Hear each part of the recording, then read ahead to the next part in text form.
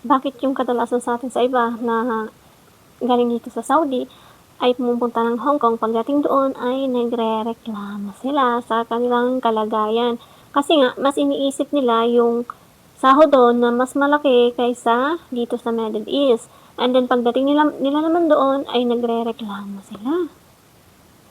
Kasi daw marami na silang complaint, pero nung una lagi na lang iniisip na mataas ang sahod sa Hong Kong kaysa Middle East. So dito na nga nagkakatalo. Magkaiba ang Hong Kong kaysa Middle East. Dito sa Middle East, mag-grocery sila ng pang isang buwan or pang 2 buwan. Ilalagay lahat sa sa ref or sa freezer. So mag-i-stock sila ng maraming food para hindi sila laging lumalabas. Pero sa Singapore, meron talagang mga employer na araw-araw namimili ng pagkain doon kasi gusto nila laging fresh and then mainit. Lagi kayong uutusan, pupunta at uutusan kayo mamili. Gaya na lamang ng sa atin, sa Pinas, di ba? Kasi syempre, parang gano'n na rin sa atin yun, open country. So, huwag kayong mag-expect na galing kayo ng Middle East ay pareho din ng Hong Kong. Kaya doon nagkakatalo sila. Ang iniisip lang nila, malaki ang sahod sa Hong Kong, pero hindi nila iniisip yung sitwasyon at saka magkaibang country yon. So, iba dito, mababa ang sahod sa Middle East, mataas doon. Pero sa trabaho naman, magkaiba din. So, lagi nating iisipin ang pag-a-adjust din. Kung nagandahan ka dito sa Middle East, tapos pagdating mo dun sa Hong Kong, ay hindi ka nagandahan. So, iba-iba talaga ang sitwasyon. So, meron nga itong si Kabayan ay nag-Hong Kong. And then, nung nag-Hong Kong siya, umabot lang siya. Hindi niya pa natapos yung 3 months niya.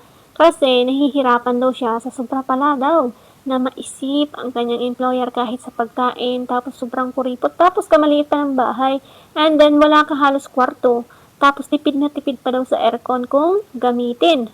So, mabuti pa daw sa Middle East, kahit kaunti yung kanyang sahod sa Saudi, ay kompleto siya. May sarili siyang kwarto at nagagamit pa siya ng aircon. Samantalang doon, nagtitiis siya sa kamaliit at wala pa siyang sariling tulugan, nakikisiksik lang siya sa bahay. Although maliliit talaga ang mga bahay doon, pag nakatagpo ka ng hindi naman masyadong kapirahan ng mga employer. So, magtitiis ka talaga sa mga ganon. Kaya, ano ang mas gusto nyo? Yung mapapagaan ang buhay nyo, pero kahit mababa ang sahod nyo, okay naman kayo, kaysa doon sa laging may CCTV sa Hong Kong, na lagi kayong titingnan ng amo nyo sa bawat galaw nyo. Halos, ang nakikita ko talagang nangyayari dyan sa mga Pinay, no? Na pumupunta dyan sa Hong Kong, halos nakikita ko sobrang strict talaga ng mga nagiging employer nila. As in, susundan ka kung anong ginagawa mo, kung naglilinis ka ba o nagtatrabaho ka ba. Pero sa Middle East naman, dito sa Saudi Arabia, pwede ka pang magtago, pwede ka pang makadiskarte. Halimbawa, kung hindi mo naman kaya ang trabaho at napapaguran ka, gusto mong pahinga, pwede kang magtago, pwede kang magpahinga sa isang sulok kasi nga malaki masyado ang bahay and hindi naman sila laging nakatingin sa iyo. Bahala ka dyan. Alin ang mas gusto nyo? Yung pupunta nga kayo doon sa Hong Kong na mas malaki, pero asahan nyo naman ang mangyayari sa inyo na hindi nyo alam. Kaysa dito sa Middle East na mas maayos kayo kaysa pinuntahan nyo. So, nagsisi nga itong si Kabayan, sabi niya mabuti pang hindi na lang siya umalis sa Middle East and then hindi na lang siya nag-Hong Kong. So, napauwi nga siya ng maaga dahil hindi niya nakaya ang kanyang amo doon.